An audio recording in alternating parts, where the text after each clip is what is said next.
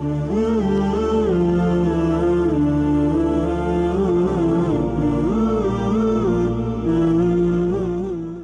علیکم میرے پیارے بھائی، آج ہم غزوہ خیبر کے بارے میں آپ کو آگاہ کریں گے اور اس کی تاریخ اور اس کے پس منظر کے بارے میں آپ کو آگاہ کریں گے۔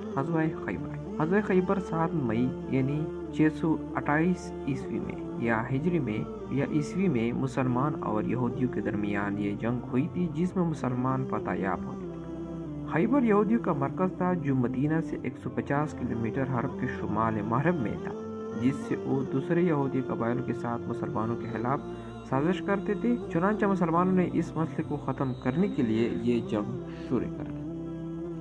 اب ہم اس کے پس منظر کے بارے میں آپ کو بتاتے ہیں کہ اس کا پس منظر کیا تھا۔ خیبر کا علاقہ بالخصوص اس کے کئی یہودی قلعے تھے جو فوجی طاقت کے مرکز تھے، جو ہمیشہ مسلمانوں کے لیے خطرہ بنتے رہے اور مسلمانوں کے خلاف کئی سازشوں میں بھی شریک تھے۔ ان سازشوں میں غزوہ خندق اور غزوہ احد کے دوران یہودیوں کی کارروائیاں شامل تھیں۔ اس کے علاوہ خیبر کے یہود نے قبیلہ بن نذیر کو بھی پناہ دی تھی، جو مسلمانوں کے ساتھ سازش اور جنگ میں بھی ملوث رہے۔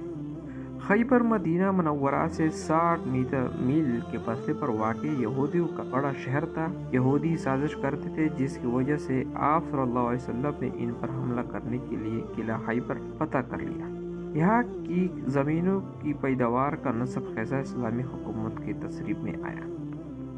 یہود کے تعلقات بنو قریظہ کے ساتھ بھی تھے، جنہوں نے غزوہ خندق میں مسلمانوں سے عہد شکنی کرتے ہوئے انہیں سخت مشکل سے دوچار کر رکھا تھا۔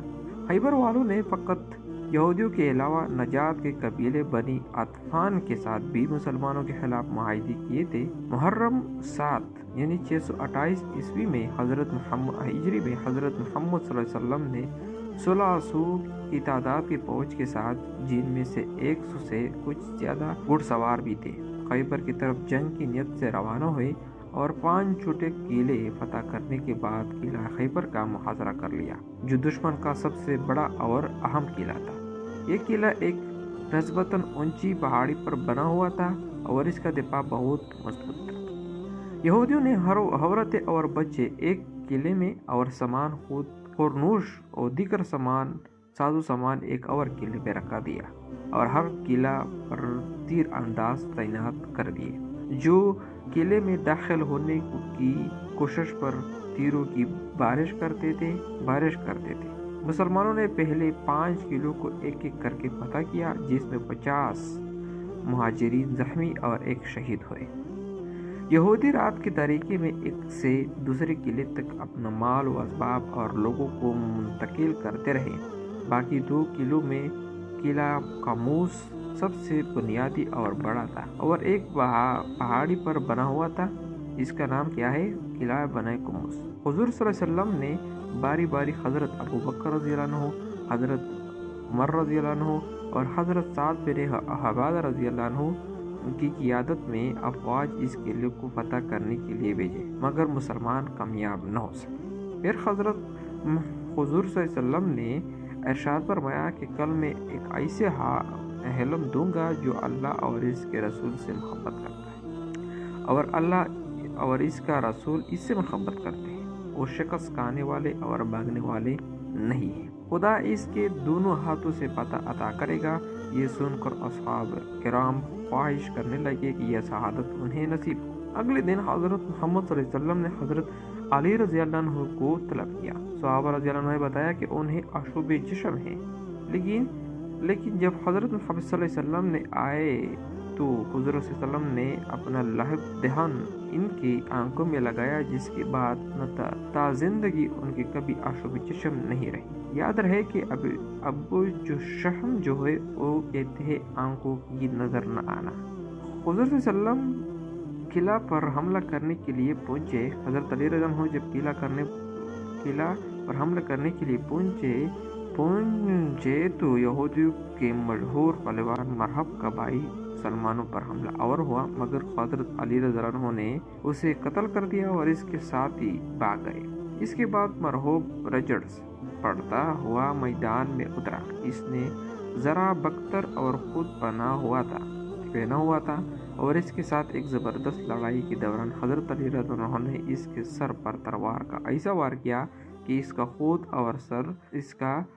اور سر درمیان سے دو ٹکڑے ہو گیا، اور اس کی ہلاکت پر خوفزدہ ہو کر اس کے ساتھی بھاگ کر قلعے میں پناہ گزین ہو گئے۔ حضرت علی رضی اللہ عنہ نے قلعے کا دروازہ جو 20 آدمی کھولتے تھے اکاڑ لیا اور اسے قلعے کے دروازے کے سامنے والی خندق پر رکھ دیا تاکہ افواج گھڑ سواروں سمیت قلعے میں داخل ہو سکے، اور اس فتح میں 93 یہودی ہلاک ہوئے اور قلعہ فتح ہوا۔ نتائج کیا نکلے؟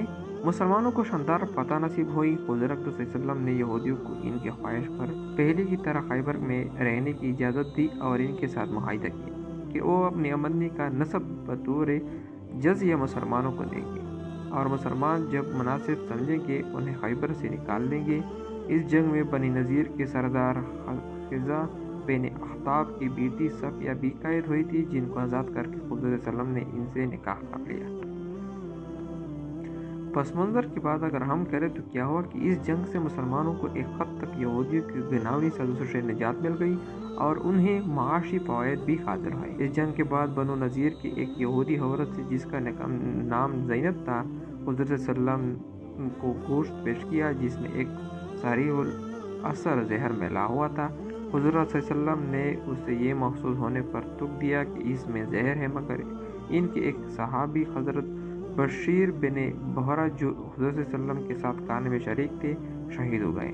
آپ صلی اللہ علیہ وسلم نے حسب حدت اپنا بدلہ تو اس عورت سے نہیں لیا، لیکن حضرت بشیر رضی اللہ عنہ کی شہادت کے بدلے میں اس عورت کو قتل کر دیا گیا۔ ایک صحابی کی روایت کے مطابق بستر وقت پر حضور صلی اللہ علیہ وسلم نے فرمایا تھا کہ ان کی بیماری اس زہر کا اثر ہے جو خیبر میں دیا گیا تھا۔ مسلمانوں کو اس جنگ سے بھاری تعداد میں جنگی ہتھیار ملے جن سے مسلمانوں کی طاقت بڑھ گئی، اور اس جنگ کے 18 ماہ بعد مکہ فتح ہو گیا۔ اور اس جنگ کے بعد حضور اکرم صلی اللہ علیہ وسلم یعنی حضرت جعفر طیار رضی اللہ عنہ حبشہ سے واپس آئے تو حضور صلی اللہ علیہ وسلم نے فرمایا کہ سمجھ میں نہیں آتا کہ میں کس بات کے لیے زیادہ خوشی مناؤں، فتح خیبر کے لیے یا جعفر کی واپسی کے لیے۔ کے لیے ہمارے YouTube channel knowledge T V کو سبسکرائب کریں۔